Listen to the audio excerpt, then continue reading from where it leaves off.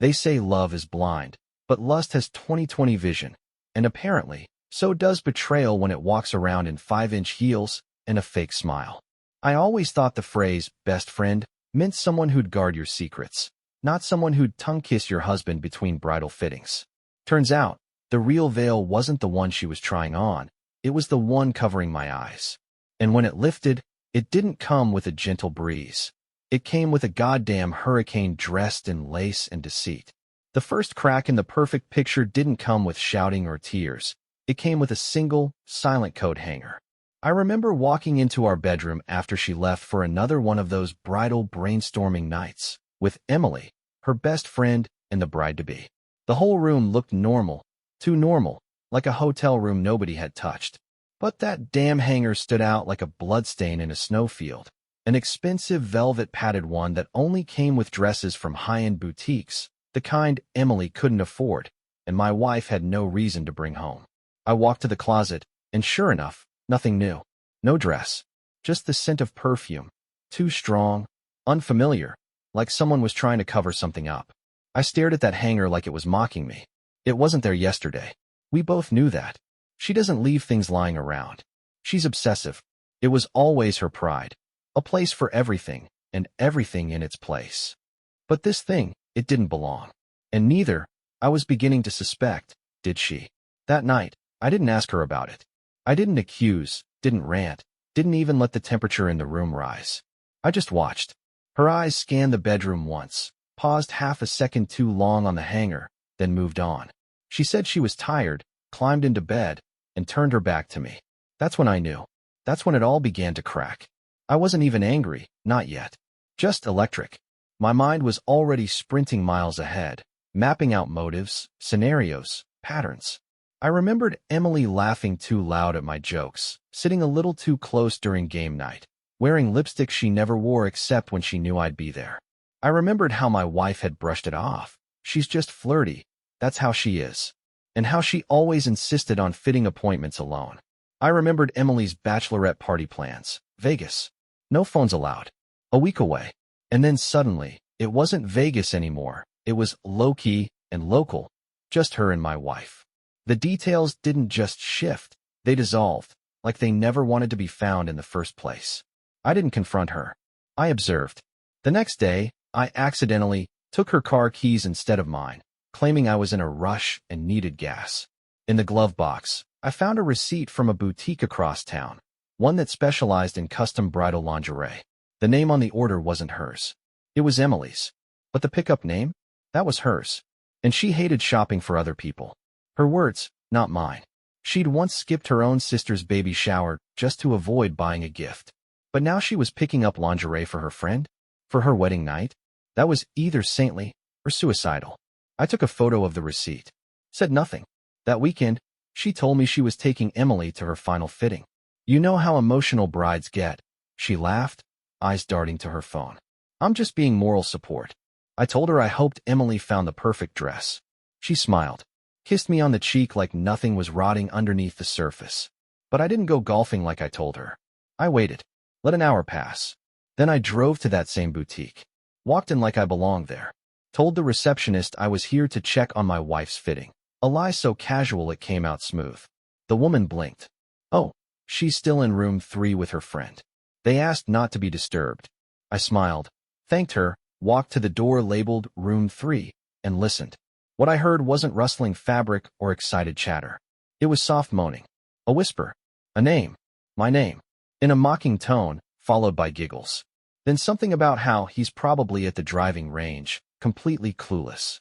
I stood there for another minute, steady as ice, as a zipper slid down and the giggles grew louder. When the door creaked slightly ajar, I didn't barge in. I just waited for it to open fully. When it did, it was Emily, barefoot, her hair a mess, a silk robe falling off one shoulder. And behind her, my wife, topless, laughing until her eyes met mine. Funny how silence can be the loudest sound in the world. She used to hum while she cooked. Nothing specific, just soft little notes that drifted around the kitchen like invisible threads tying us together. I remember standing behind her once, arms around her waist, and thinking, this is it. This is what peace feels like. Our life wasn't extravagant, but it was solid. I worked hard, made sure the bills were paid, surprised her with flowers on random Wednesdays, and never missed a single dinner date she planned. We had inside jokes, a shared Spotify playlist, a rhythm. I trusted her not just because I loved her, but because she had never given me a reason not to. Or so I thought. The change wasn't a lightning strike, it was a slow leak, the kind that soaks in before you even realize the ceiling's about to collapse. She started getting more into self-care, all of a sudden, new books, new clothes, detox teas, and a journal she always slammed shut whenever I entered the room. I didn't question it. I wanted to believe she was evolving, growing, becoming someone even more full of life. But somewhere in that growth, I stopped being part of the soil. She said she needed more me time, that it was essential for her healing journey. Healing from what? She never explained. I offered to join her on hikes or yoga or even that sound bath she wouldn't shut up about, but she'd wave me off with a smile that felt plastered on. It's something I have to do alone, she'd say, brushing my hand off her shoulder like I was lint. Her texts became shorter. Fewer emojis. Fewer love yous. And yet every time I asked how she was doing, she'd say, great. Just focused on me right now. At first, I thought maybe it was seasonal depression or burnout. I made her breakfast in bed, took on more chores around the house so she could recharge. But then her phone started facing down, even when we were just watching Netflix. She claimed notifications made her anxious. Fair enough. Until she changed her passcode. She said it was because she had work emails coming in, confidential stuff. I told myself she deserved privacy. Everyone does. But the gut doesn't lie. It whispers before it screams, and mine was whispering louder and louder. One afternoon, I got home early from work and noticed a new fragrance lingering in the air, sweet, unfamiliar, and definitely not the sandalwood she always wore. Her shoes were by the door, but her jacket, the red one she always wore when she went out with friends, was gone. So was her car. No big deal, I thought. Maybe she took a walk. Then I noticed the wine glass in the sink. Just one. Half full. Still had a lipstick mark. The shade didn't match hers. I stared at that glass for a full minute, then poured it down the drain. When she got back later, I didn't ask. She kissed me lightly and said she'd gone out for a solo drive to clear her mind. She seemed energized, almost euphoric. And that's when the big words started showing up: boundaries, alignment, self-actualization. She'd throw them into conversations like seasoning, without context or explanation. I just feel like I need to realign my energy, she told me one night, already rolling over to her side. It's not about you, it's about me. And I wanted to believe her. God, I wanted to believe her. But believing her was starting to feel like ignoring a house fire because the curtains hadn't caught yet. She started buying clothes she'd never worn before, tighter, flashier, more revealing. I told her she already was. She smiled like I'd handed her a consolation prize. Then came the private Instagram. Said it was just for her wellness community, but I wasn't allowed to follow it. The girl who used to tag me in every photo was now hiding them from me. It's not personal, she claimed. It's just a space where I can be me. But I didn't know who me was anymore. She started coming home later and later, blaming it on meetups and group meditations. Always vague. Always last minute. One night, I looked at our calendar on the fridge and noticed she had scribbled out our anniversary dinner and replaced it with the word retreat. I laughed, because the absurdity hit me harder than the betrayal. We had made that reservation a month ago. Her gift was already wrapped. She looked me in the eyes and said, I just think we need to honor our separate paths right now. I nodded, smiled, said I understood. But something inside me was starting to shift. Like a bone that had been broken but set wrong. Still functional, but no longer the same. And maybe that's what she wanted. Not a breakup. Just enough distance to live two lives at once. Enough space to plant another garden without me noticing the new seeds. I wasn't ready to burn the house down. Not yet. But I had started collecting matches. The moment it all shattered wasn't cinematic. No thunderclap, no dramatic confrontation, no weeping in the rain. It was small, precise, surgical, even. I was sitting on the couch with my laptop, pretending to scroll through spreadsheets, while she buzzed around the kitchen on a Saturday morning, humming like she used to, except now it sounded forced, like someone impersonating the woman I married. She was getting ready for another self-care day, this time a sound bath and Reiki combo she'd discovered on a subreddit I'd never heard her mention before. As she moved from room to room, I glanced at her phone left charging on the kitchen island. It was face down, of course. Always face down. But when she ran upstairs to grab her chakra blanket, the screen lit up. I didn't touch it. I didn't need to. The message preview was large enough. A name I didn't recognize, Tommy. The message read, God, last night was fire. Still wearing your scent. Tell me when I can see you again. I stared at it like it was in another language. There was no panic. No rage. Just silence inside me, vast and still. Like the first moment after a car crash when everything goes numb. Then her footsteps upstairs. Calm. Measured. She didn't suspect a thing. She floated back down in her yoga pants and linen wrap, kissed me on the forehead like I was a houseplant, and said, don't wait up. It might go late. I nodded, clicked my laptop, said, of course. Enjoy. And just like that, I wasn't a husband anymore. I was a goddamn ghost in my own home, watching my wife dress up to go sleep someone named Tommy, someone bold enough to send emojis and wear her like cologne. I waited until she left, gave her a 10-minute head start, then got into her car.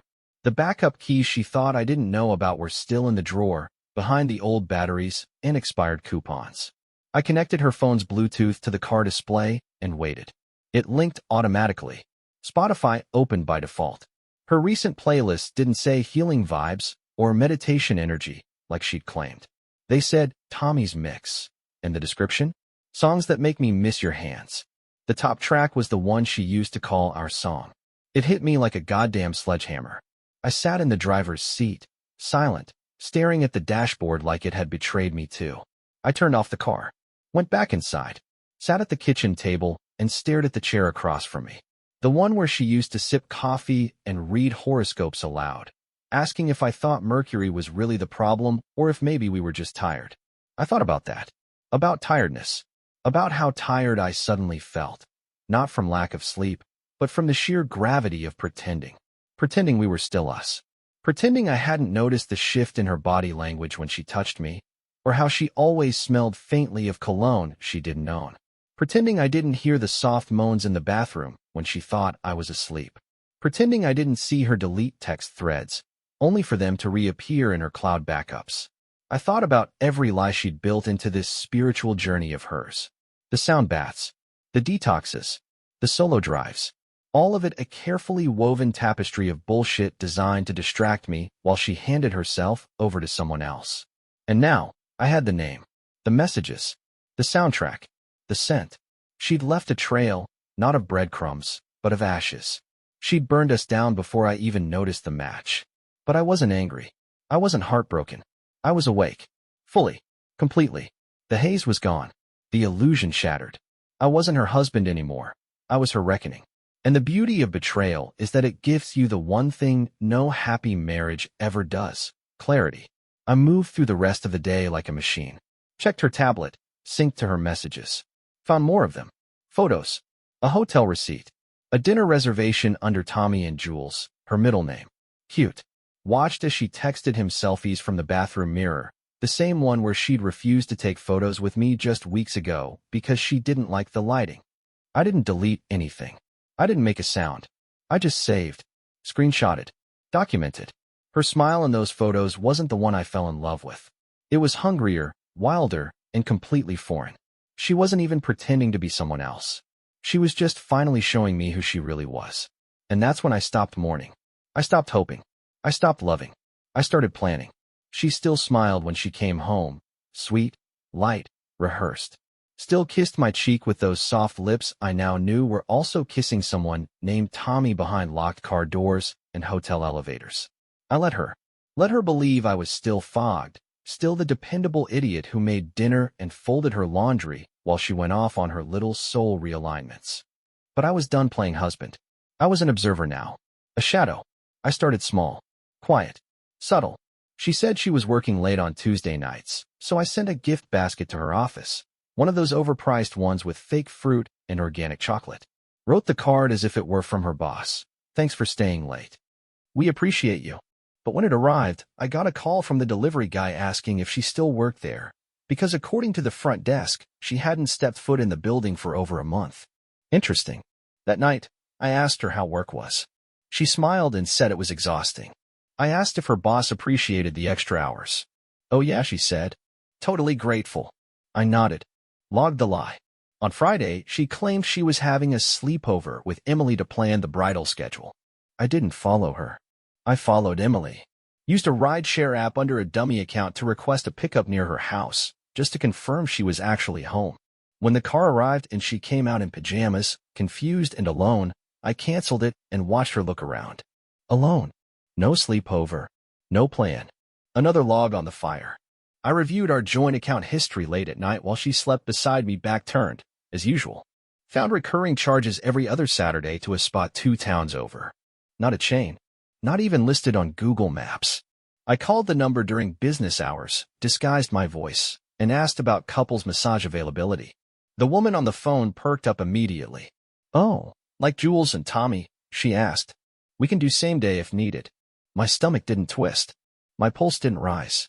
I thanked her, ended the call, and wrote it down. Jules and Tommy. My wife and her secret. The most interesting part? She didn't even change her name when cheating. Just shortened it. Made it cute. I created a throwaway social media profile, clean, local, believable. Followed her private Instagram. No request needed. She accepted it the same day. Must have thought it was some yoga coach or wellness account. The things I found there weren't pornographic. No, they were worse. Intimate captions. Emotional posts.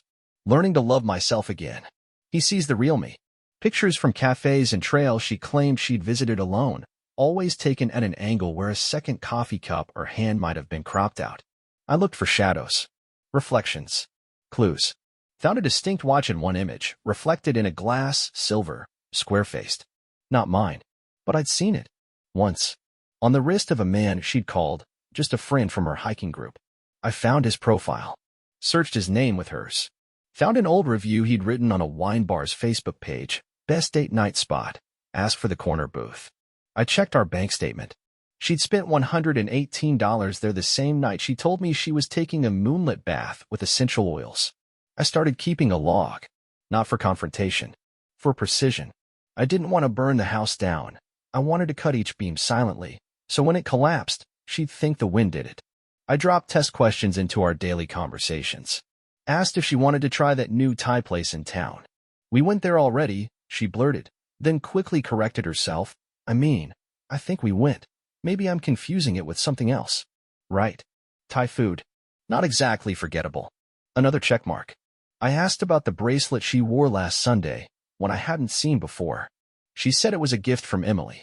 Funny, because when I met up with Emily the next day by coincidence at a coffee shop near her office, I complimented her on the matching one. She blinked, confused. Said she didn't have a bracelet like that. Had never given one. I smiled, thanked her, left. I never accused. Never raised my voice.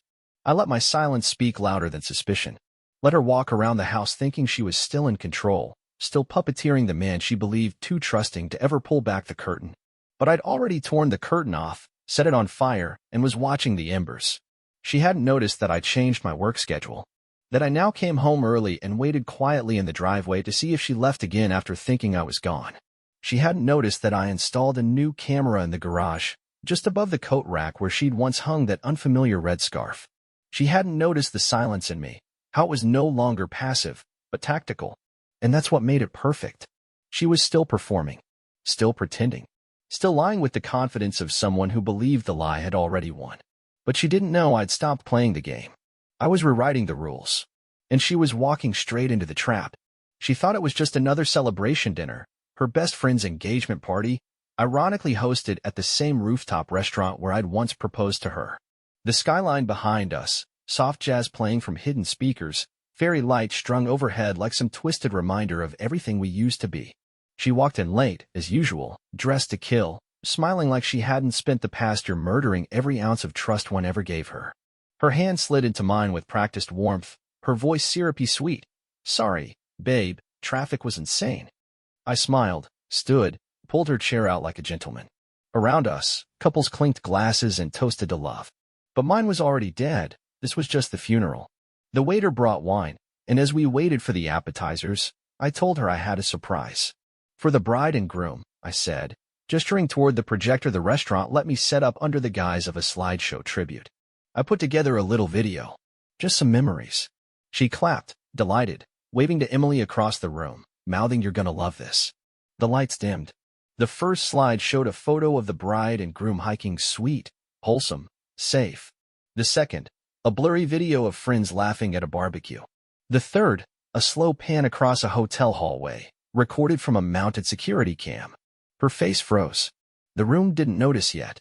The fourth, a still image, her entering the hotel room, hand in hand with a man no one recognized, wearing that floral dress she told me she had donated months ago. The room went silent. I watched her eyes dart to me, then the screen, then back. The fifth image sealed it, her lips locked with his, her hands under his shirt, timestamped 9:46 p.m. on the same night she claimed she was journaling under candlelight.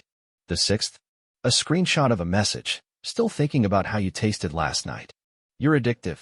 Sent from her to Tommy, 10:02 p.m. The final slide was simple, a black screen with white text.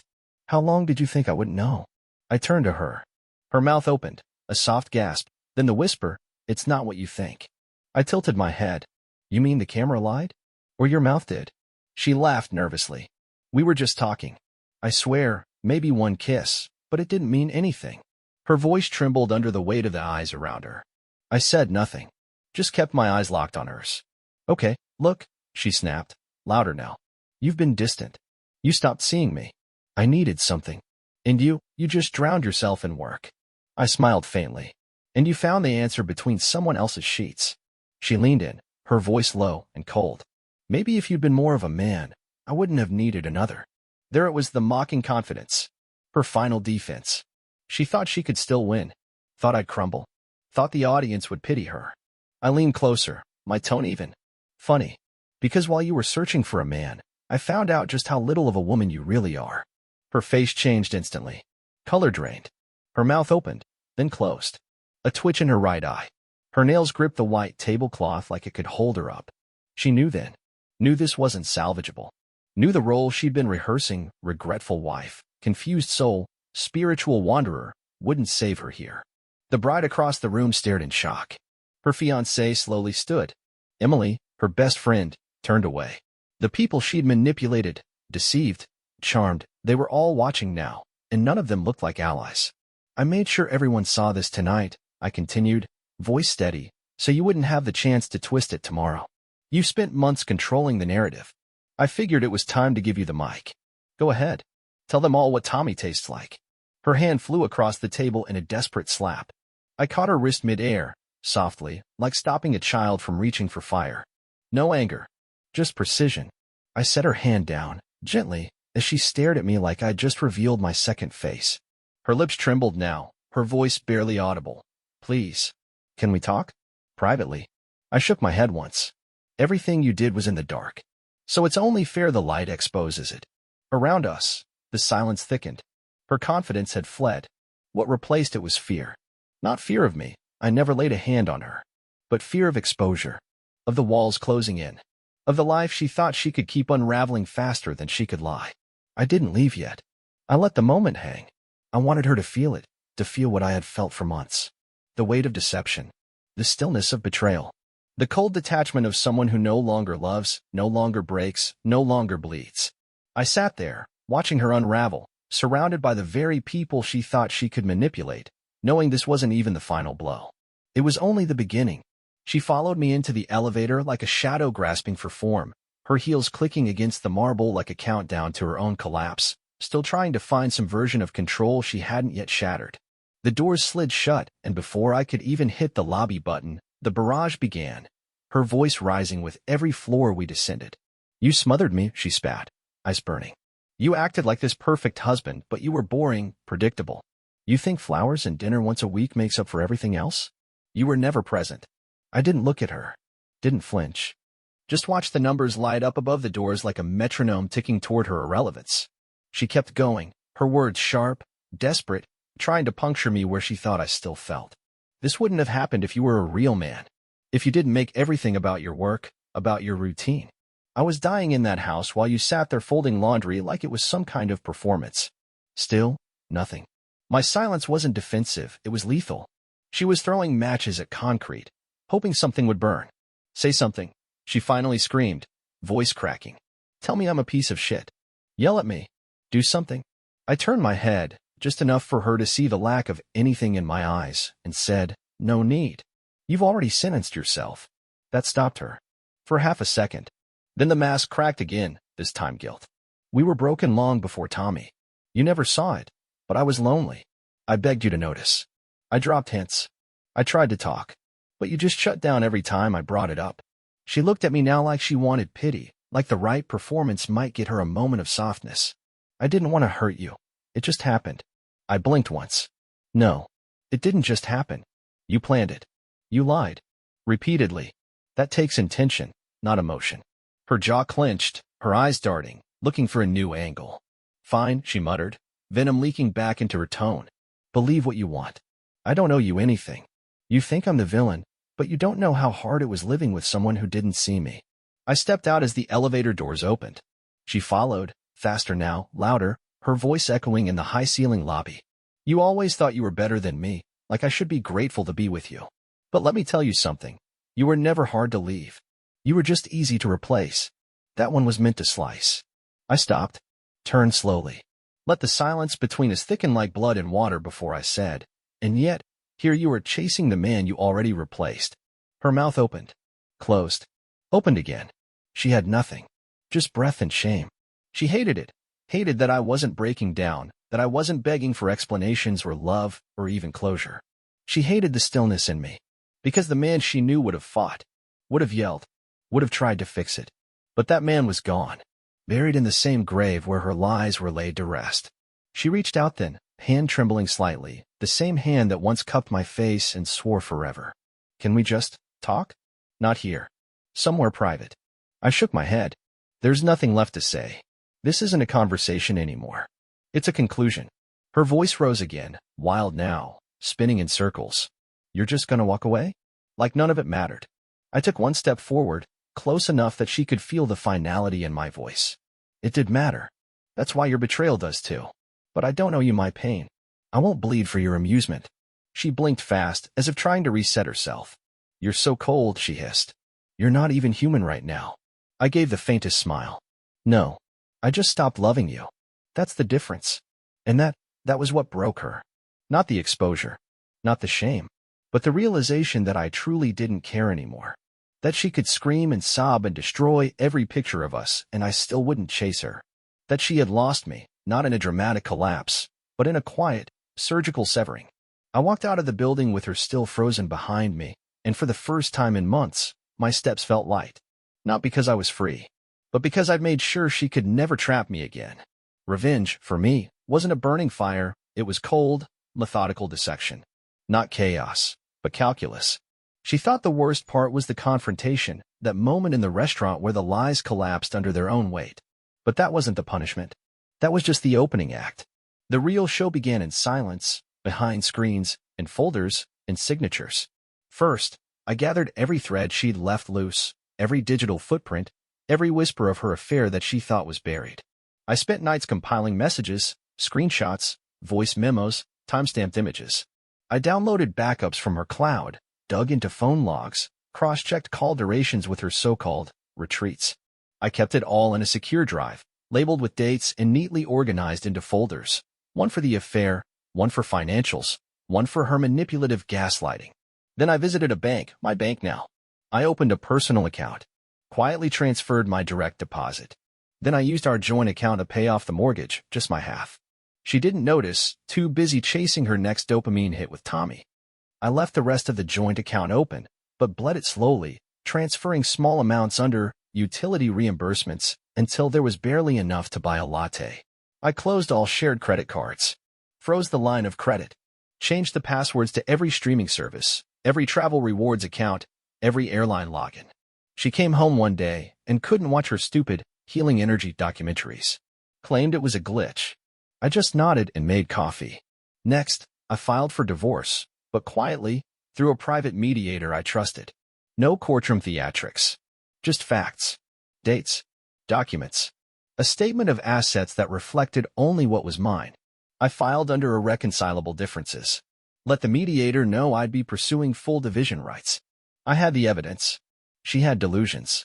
Then came the apartment, her little sanctuary she planned to escape to when things calmed down.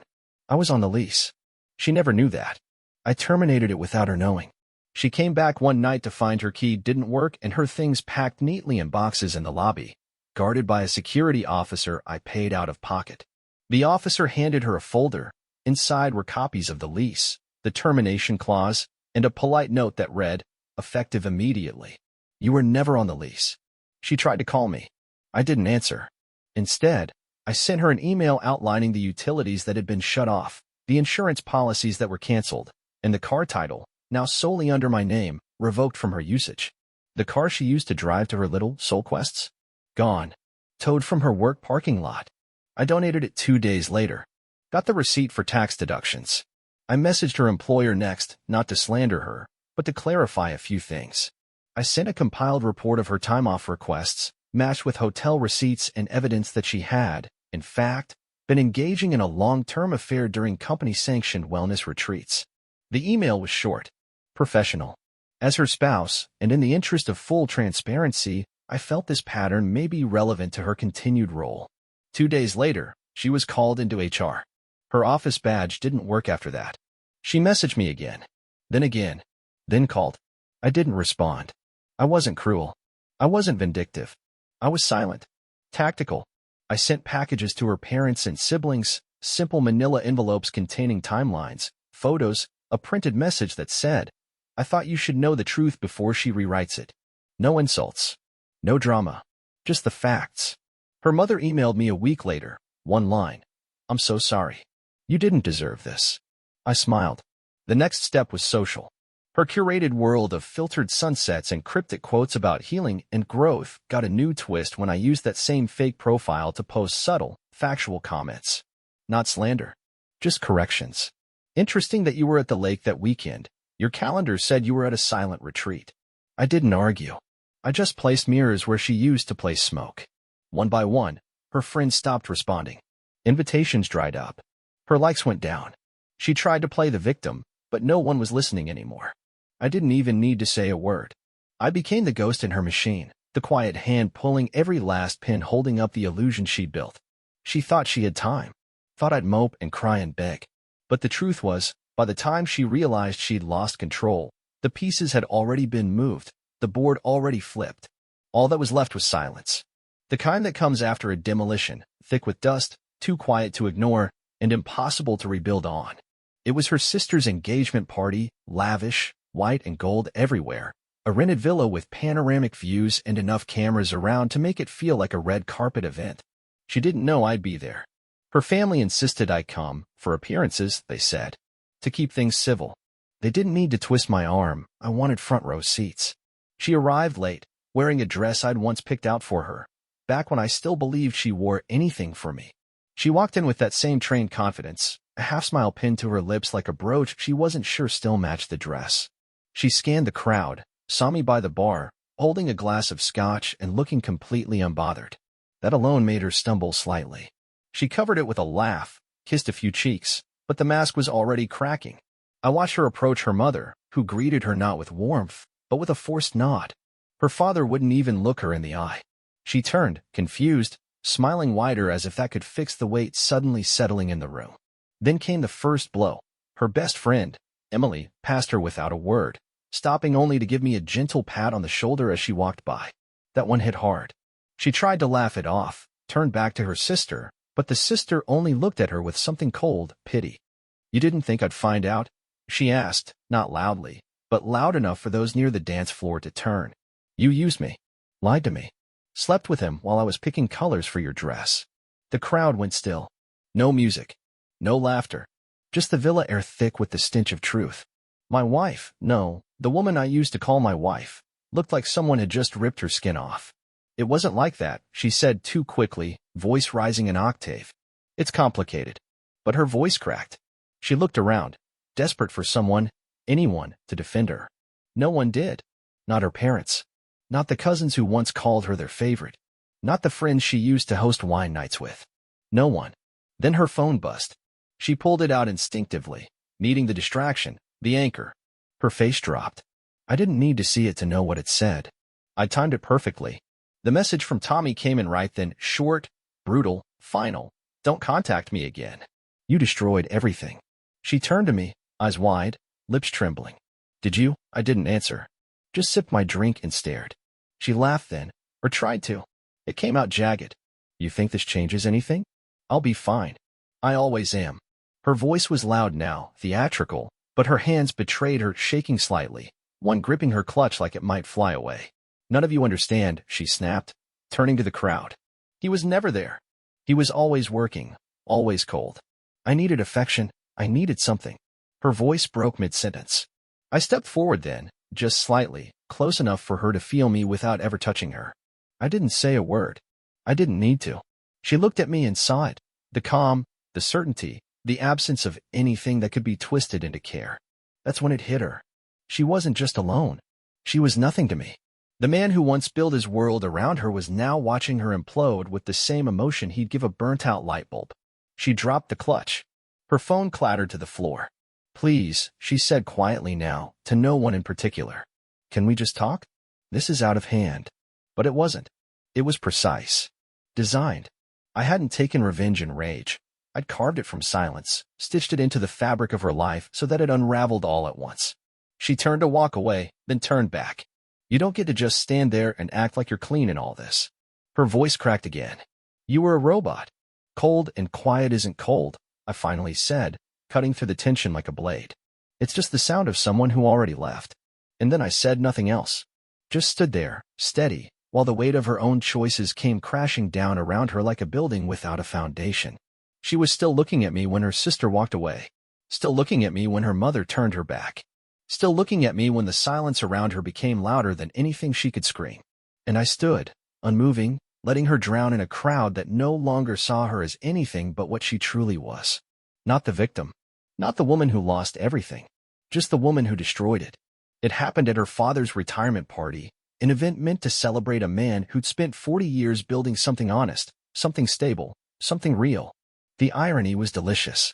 The room was packed with family, friends, colleagues, all gathered in honor of a man who stood for integrity, while his daughter, standing by the cake with that same fake smile she wore like armor, had spent the last year turning everything in her life into a lie.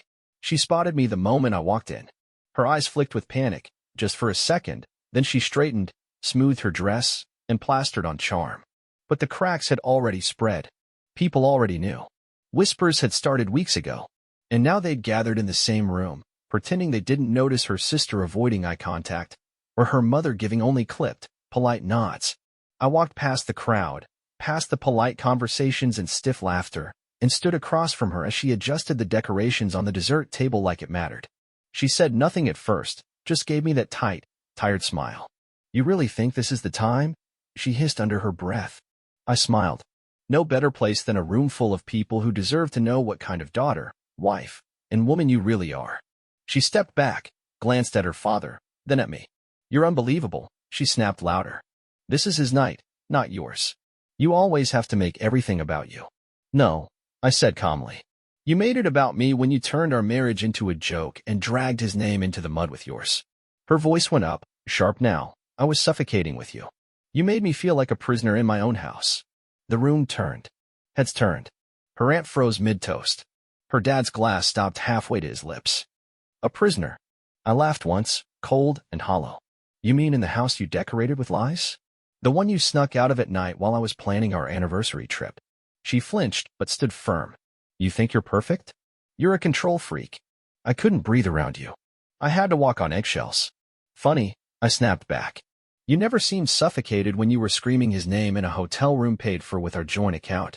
Gasps. One woman dropped her drink. Her mother stepped forward, trying to say something. Please, not here, but it was too late. This wasn't a scene. This was the truth clawing its way out. You're acting like I wanted to hurt you, she yelled, and the mask dropped completely. But you ignored me. For years. You didn't touch me. You didn't ask how I felt. You were just there. Existing. And you were cheating, I said, stepping closer now, voice louder. Lying. Sneaking. Sleeping with a man who bailed the second you became an inconvenience.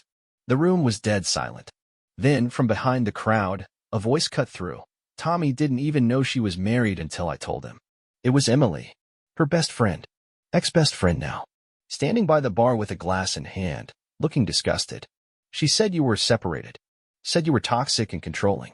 But when I showed him photos from the restaurant, he said, and I quote, "I don't do married women." My wife turned, red-faced, trembling. "You had no right," she screamed at Emily. "You betrayed me. You betrayed everyone." Emily shot back, walking forward now, eyes locked on her. "You used all of us. Lied to all of us. And for what? Some attention? A thrill." People were filming now. I saw a phone go up in the corner of the room. She saw it too. Her voice cracked. "This is abuse," she screamed. "You're humiliating me. You're ganging up on me." "No," I said, loud enough for the whole room to hear. "This isn't abuse. This is accountability. Something you've dodged your entire life." She spun on me, her voice shaking between fury and desperation. "I gave you everything, and you threw me away." I stepped closer, calm, poised. "No, you gave everyone everything. I just happened to be your husband while you did it." Her father stepped forward now, eyes wet, voice low. "Is it true?" he asked her. "All of it." She looked at him like a child caught stealing, wide-eyed and speechless. "Dad." But there was no more room for lies. The room had already judged her. The weight of her choices hung around her neck like an anchor she could no longer pretend wasn't there. She tried to speak. Her voice cracked. She reached out to me. "Please. We can talk about this. Not like this." I looked her in the eye, leaned in just enough that only she could hear me, and said, "You burned the bridge while I was still standing on it. Now you're screaming because you're the only one left in the fire." Then I stepped back. The crowd parted. She stood there, alone, shaking, her life in ashes around her, and watched me walk away. No yelling. No revenge speech. Just silence. Final. And deafening. It didn't happen all at once. It never does. Her fall came in stages, like a building crumbling floor by floor, each collapse louder than the last. After the party, after the chaos and the phone cameras and the cold stares, the silence began. The next morning, her boss called her in, not to scold her, but to hand her a box and escort her out with HR at her side. Company image, they said. Employee trust. Her wellness seminars, her fake smiles, her curated social media brand, it all turned to dust overnight. Her profile went dark 2 days later, not because she wanted privacy, but because no one was commenting anymore. Friends unfollowed. Colleagues stopped responding. Even those who didn't know the details just sensed something was off and backed away. She tried to rebuild her circle, but there's no foundation when everyone saw what you really are. Her parents stopped taking her calls after her father's name became part of whispered gossip in their neighborhood. Her sister didn't block her. She just changed her number and told the family she had nothing more to say to a ghost. Emily moved on, quietly posted a quote, "Loyalty is a 1A street when you walk it alone." Tommy disappeared, vanished like he'd never existed. Once the secrecy was gone and the thrill turned to shame. The last I heard, he blocked her on everything, told mutual friends he wanted nothing to do with, a liar who used him like a rebound. She moved. Not far, but far enough that no one would recognize her at the grocery store or cross the street to avoid her. Word still got around, though. It always does. She took a job at a tiny holistic boutique, blending herbs and mumbling about new beginnings to strangers who didn't ask questions. Then came the messages. First a short one. "I miss you." I didn't respond. Then another. "You were the only one who ever loved me." "I see that now." I left it unread. Then a voicemail, her voice shaking, soft, broken. "I was stupid. I ruined everything. I keep dreaming about our house, your voice, our mornings. I'd give anything just to have one more chance. Please, just talk to me." I played it once, then deleted it. A week later, she showed up. I heard the knock before I saw her faint, hesitant. I opened the door, and there she was, makeup smudged, hair undone, the confident, smug woman I once married, now just a hollow version of herself. She looked up at me like a child lost in a crowd. "Please," she whispered. "I know I don't deserve anything, but I just need to say I'm sorry. Not for you, for me. I can't sleep. I can't breathe. You were home, and I destroyed it. I thought I was chasing freedom, but I was just running from myself. Please, please don't hate me." I looked at her. Not with anger. Not even sadness. Just with that same quiet detachment you'd give to a broken lamp you once loved, but knew would never work again. "I don't hate you," I said calmly. "But I don't know you anymore. The woman I loved died the day you lied to my face and smiled like it meant nothing." She reached out, desperate, trembling fingers barely grazing mine. "I still love you," she breathed. I stepped back. "Strange," I said. "I don't even remember your name anymore." And I closed the door. She stood there a while. I heard the soft scrape of her heels shifting on the porch, maybe waiting for me to come back, to take it back. I didn't, because there was nothing left to take. She made her choice. Now she has to live in it. And I moved on with my dignity intact and my soul undisturbed. Thanks for listening to my story. Let me know where you're from. And tell me, did it hit the way you expected?